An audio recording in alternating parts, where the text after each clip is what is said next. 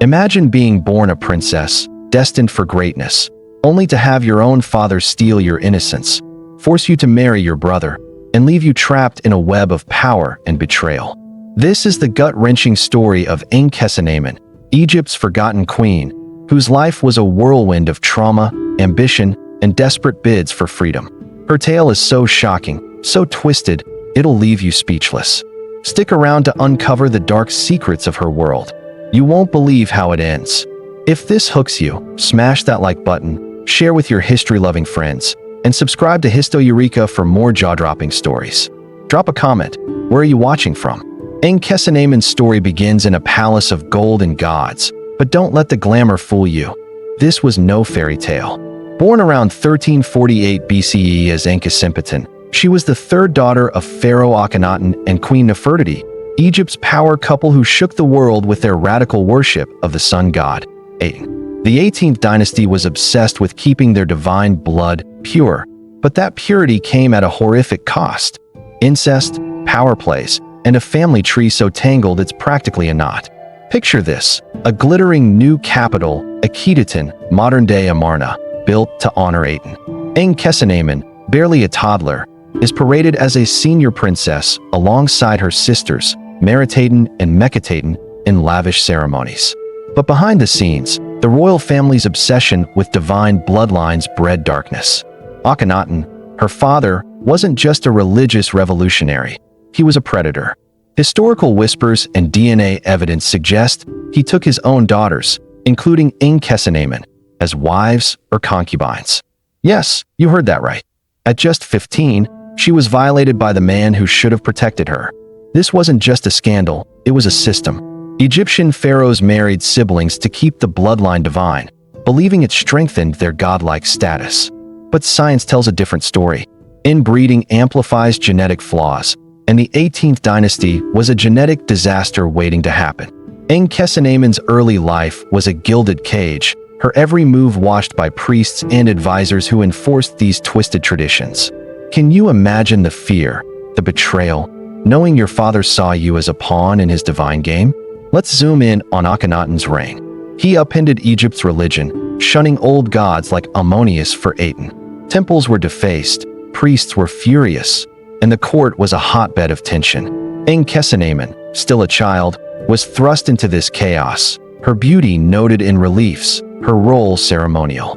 But as she grew, so did the horrors. By her teens, she was likely married to her father, a union that wasn't about love but power. The trauma of such a violation would have scarred her for life, yet the court spun it as divine. Here's the science bit. Don't worry, it's juicy.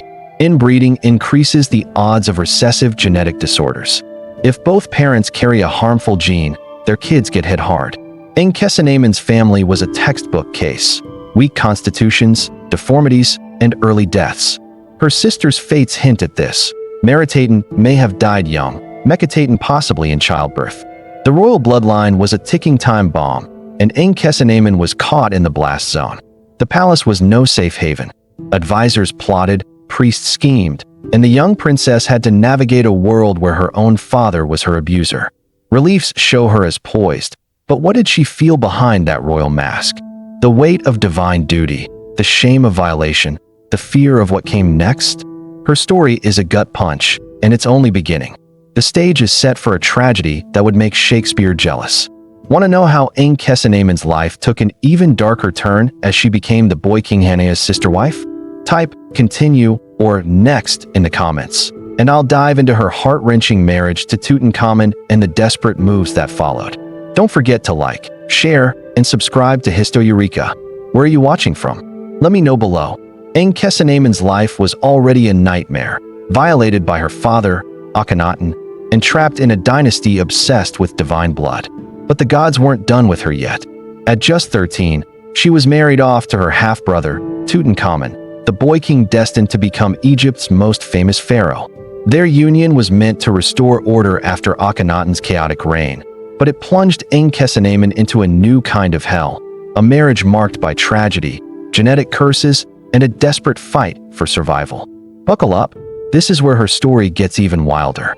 It's 1332 BCE, and Egypt's reeling from Akhenaten's religious revolution. The old gods are back, and Tutankhamun, barely 9, is thrust onto the throne. Ankhesenamun, his half-sister, becomes his great royal wife, a role that sounds glamorous but was anything but. Their marriage was a political move to stabilize the dynasty, but it was built on a foundation of trauma. Both were products of inbreeding. Tut, frail with a clubfoot and scoliosis, and Ankhesenamun, carrying the scars of her father's abuse. Together, they were Egypt's last hope, but their bloodline was a curse. Imagine the palace, a teenage queen and a limping boy king, surrounded by power-hungry advisors like Ai and Hormheb. Ankhesenamun, now about 15, had to play the perfect wife, mother, and goddess while hiding her pain. Reliefs show her supporting Tut, but what did she feel? Was it duty, fear, or resentment? The court expected heirs to secure the throne, but their attempts were doomed. The couple had 2 stillborn daughters, their tiny mummies later found in Tut's tomb. One had spina bifida, the other was barely formed. Inbreeding struck again, and Ankhesenamun's heart must have shattered. Let's talk about Tut for a sec. His health was a mess: malaria, a broken leg, and a body so weak he needed a cane. DNA evidence confirms he was the product of sibling parents, likely Akhenaten and an unnamed sister. Ankhesenamun, also born of incest, carried the same genetic baggage. Their union was a double dose of disaster, amplifying the dynasty's flaws. The stillborn daughters were a public failure in a culture obsessed with fertility. Whispers spread. Were the gods angry? Was the divine bloodline cursed? The palace was a snake pit. Priests pushed to restore Ammonius worship, while advisors eyed the throne. Ankhesenamun, still a teen, had to navigate this while grieving her lost children and supporting her frail husband. Some reliefs show her tenderness toward Tut. Did she care for him, or was it an act? The trauma of her father's violation likely made intimacy painful, yet she had no choice. Her role was to produce an heir, and failure wasn't an option. The pressure must have been crushing. Here's the juicy twist. Tut's death at 19, around 1323 BCE, left Ankhesenamun a widow at 21. The cause? Maybe malaria, a chariot crash, or just his weak body giving out. But his death wasn't the end of her story. It was the start of a desperate gamble. With no heirs, the throne was up for grabs, and Ankhesenamun was a prize in a deadly game. Would she marry another relative to keep the bloodline going, or would she dare to break free? The answer will blow your mind. The 18th dynasty was crumbling, and Ankhesenamun was at the center of the storm. Her marriage to Tut was a tragic chapter, but what came next was a bold move that could have changed history. Want to know how she tried to escape her cursed fate and what it cost her? I'll unravel the next twist in this heartbreaking saga. Ankhesenamun's life has been a relentless storm of trauma. Violated by her father, Akhenaten, married to her frail half-brother Tutankhamun, and left childless after 2 stillborn daughters. Now, at 21, she's a widowed queen in a court buzzing with vipers, and the 18th dynasty is teetering on the brink. Her next move is one of the most audacious in Egyptian history, a gamble that could have rewritten the Nile's story or sealed her doom. This is where Ankhesenamun fights back, and the suspense will keep you on the edge of your seat. It's 1323 BCE, and Tutankhamun's death has left Egypt in chaos. The boy king's tomb is sealed, his legacy fragile, and Ankhesenamun is alone in a palace where loyalty is a myth. The throne needs a pharaoh, but with no heirs, the divine bloodline is at a dead end. Advisors like Ai, an old man possibly her great-uncle, and Hormheb, a military hotshot, are circling like jackals. Ankhesenamun knows the drill. Tradition demands she marry another relative to keep the blood pure. But after years of violation and loss, she's had enough. What she does next is straight out of a thriller. Picture this: a secret letter, written in cuneiform, sent to Suppiluliuma I, king of the Hittites, Egypt's sworn enemies. Ankhesenamun begs for a prince to marry, offering him Egypt's throne. "My husband is dead, and I have no son," she writes. "I am afraid." Afraid of what? Forced marriage to a man like I, another incestuous union, or worse, losing her power entirely. This was treasonous, a slap in the face to Egypt's priests and nobles who worshipped the divine bloodline. Was she desperate for freedom or playing a dangerous game to keep her crown? The Hittite king is stunned. Egypt, the untouchable empire, asking for a foreign prince? He suspects a trap but sends his son, Zananza, anyway. Imagine the stakes. Ankhesenamun, pacing her palace, hoping this outsider could save her from another forced marriage, another violation. But the plan goes horribly wrong. Zananza never makes it to Egypt. He's ambushed and killed, likely by Horemheb's men or Egyptian loyalists. Was it a setup? Did I sabotage her? The truth is lost, but Ankhesenamun's bold move backfired, leaving her vulnerable in a court that now saw her as a traitor. Now let's talk about I. This guy's no saint. He's a cunning old fox who'd been in the shadows of power for years. With Zananza dead, Ankhesenamun has no choice. She marries I, possibly her great-uncle, in a union that must have felt like another violation. The trauma of her father's abuse, her brother's marriage, and now this? Her life was a cycle of being used to preserve a dying dynasty. Reliefs show her as Ice Queen, but her eyes, carved in stone, seem to scream despair. Did she submit to save her life, or was she coerced? Here's where the science kicks in. DNA studies on mummies like KV21A, believed to be Ankhesenamun, show the toll of inbreeding. Her family's genetic mess, club feet, scoliosis, infertility, was a curse she couldn't escape. Her stillborn daughters with Tut were proof, and marrying I, another close kin, only deepened the genetic quagmire. The court hid these flaws, painting her as a divine queen, but the mummies tell a darker story. Her body, if KV21A is hers, shows signs of a life cut short, possibly by disease or childbirth complications. The palace intrigue is next level. Ice's reign is short, 4 years, and he's old, so Horemheb's waiting in the wings. Ankhesenamun vanishes from records after Ice's coronation. Did she die naturally? Was she murdered for her Hittite stunt? Some say she was exiled. Others whisper she was silenced to bury her betrayal. The priests, obsessed with the old gods, wouldn't forgive her attempt to bring in a foreigner. Her disappearance is a mystery that screams foul play, and it's chilling to think what she endured in her final days. Ankhesenamun's life has been a relentless tragedy, violated by her father, Akhenaten, married to her frail brother Tutankhamun, and now, around 1323 BCE, forced into a marriage with I, a scheming old advisor who might be her great-uncle. Her bold attempt to marry a Hittite prince to escape Egypt's incestuous traditions has failed spectacularly, leaving her isolated in a court that views her as a traitor. The 18th dynasty is crumbling, and Ankhesenamun's fate hangs by a thread. This segment uncovers her mysterious disappearance and the chilling secrets her mummy reveals centuries later. Get ready for a story so dark it'll haunt you. Picture the palace after Tut's death. Ankhesenamun, barely 21, is a widowed queen in a viper's nest. Her letter to the Hittites, begging for a foreign prince, was a desperate cry for freedom, but it backfired when Prince Zananza was murdered en route. Now, she's forced to marry I, a man decades her senior, to keep the throne in the family. The trauma of her father's abuse and her brother's marriage must have made this union feel like another violation. Reliefs show her beside I, her face carved in stone, but you can almost feel her despair. Was she a prisoner in her own palace? Ice's reign is short, 4 years, and Ankhesenamun vanishes from history after his coronation. No records mention her death, no tomb bears her name. Did she die in childbirth, a common fate for inbred royals? Was she murdered to silence her Hittite betrayal? Some historians speculate she was exiled, her name erased to bury her treason. Others whisper darker tales, poisoned by Ice allies or killed by Horemheb, the general waiting to seize the throne. The silence around her fate is deafening, and it screams foul play. Let's dive into the court's chaos. I, an old man with no royal blood, needs Ankhesenamun to legitimize his rule. But she's a liability. Her Hittite stunt angered the priests and nobles who worshipped the divine bloodline. Horemheb, Ice's likely successor, has no love for the Amarna royals.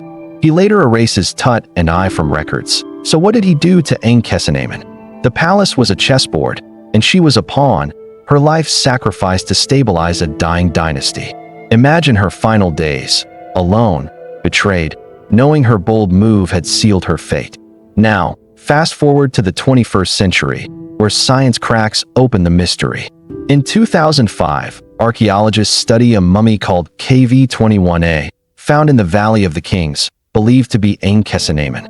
DNA tests show she's closely related to Tut and their stillborn daughters, confirming the incestuous nightmare of her life. Her mummy reveals a frail frame, possibly ravaged by disease or childbirth complications. The inbreeding that defined her family left her vulnerable: scoliosis, weak bones, and maybe a heart too broken to keep beating. Here's the science bit, and it's grim.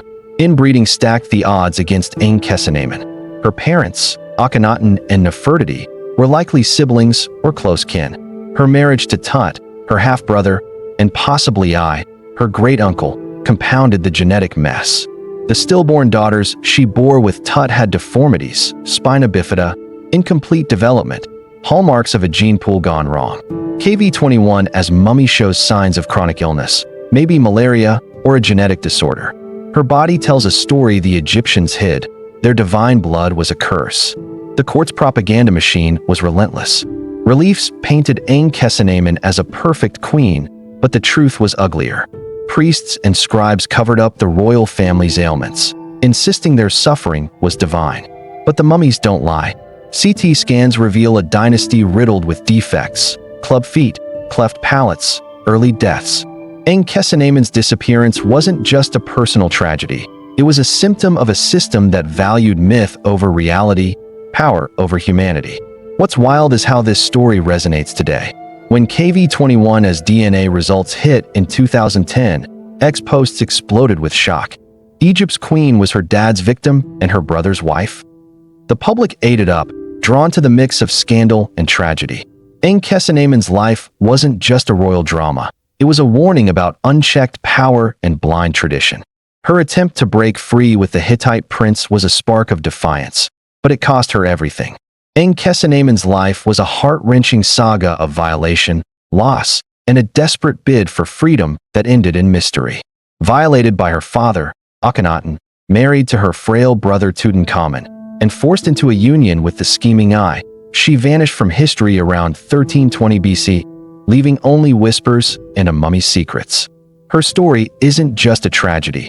It's a mirror reflecting the dangers of power, tradition, and a dynasty's refusal to change. In this final segment, we'll explore how her cursed life shaped Egypt's future and why it still captivates us today. Get ready for a finale that'll leave you stunned. Let's start with the aftermath. I's brief reign ends around 1319 BCE, and Horemheb, the military strongman, seizes the throne. He's got no royal blood, so he erases the Amarna royals, Akhenaten, Tut, and likely Ankhesenamun, from history. Temples are defaced, records scrubbed. The 18th dynasty collapses, giving way to the 19th, led by Ramesses I. The new dynasty dials back on inbreeding, with pharaohs like Ramesses II marrying outsiders alongside kin. But the damage lingers. Egypt's golden age is fading, and Ankhesenamun's tragic life is a symbol of why. Her story exposes the dark heart of Egypt's divine blood myth. The pharaohs believed inbreeding preserved their godlike status, but it bred disaster, deformities, stillbirths, and early deaths. Ankhesenamun's stillborn daughters with Tut, her own frail health, and her likely death in her 20s prove it. Her bold move to marry a Hittite prince was a rebellion against this system, a cry to break free from the cycle of violation and genetic ruin. But the priests and nobles, wedded to tradition, crushed her defiance, and her disappearance marks the cost of challenging the gods. Now let's talk legacy.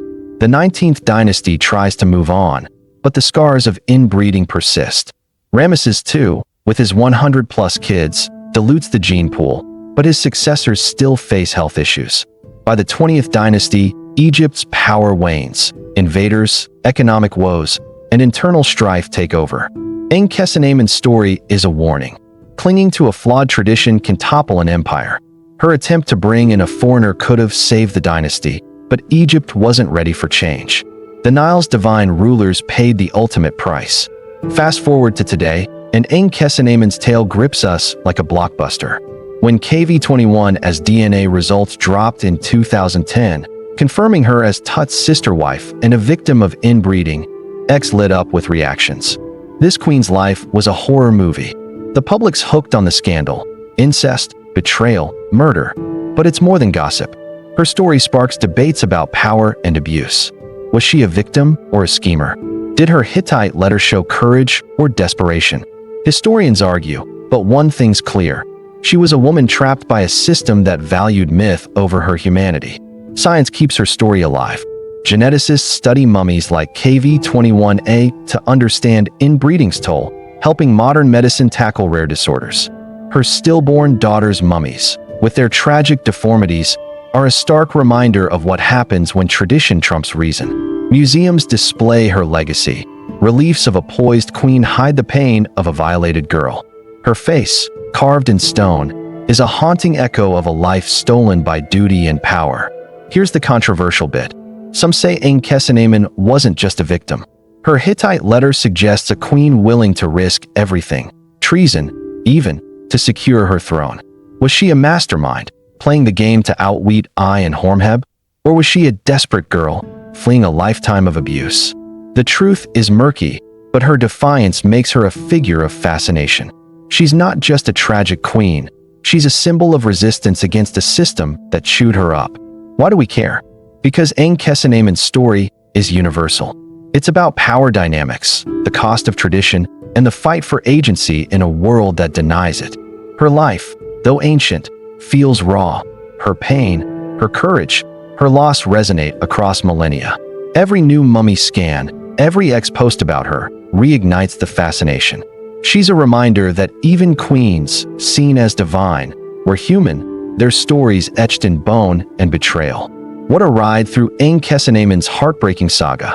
If this story shook you, smash that like button, share it with your history-loving friends, and subscribe to Histoeureka for more epic tales from the past. Drop a comment below. Where are you watching from? Let's keep the conversation going. Want more wild history? Check out our other videos on ancient scandals and subscribe to never miss a story. Thanks for watching, and I'll see you in the next one.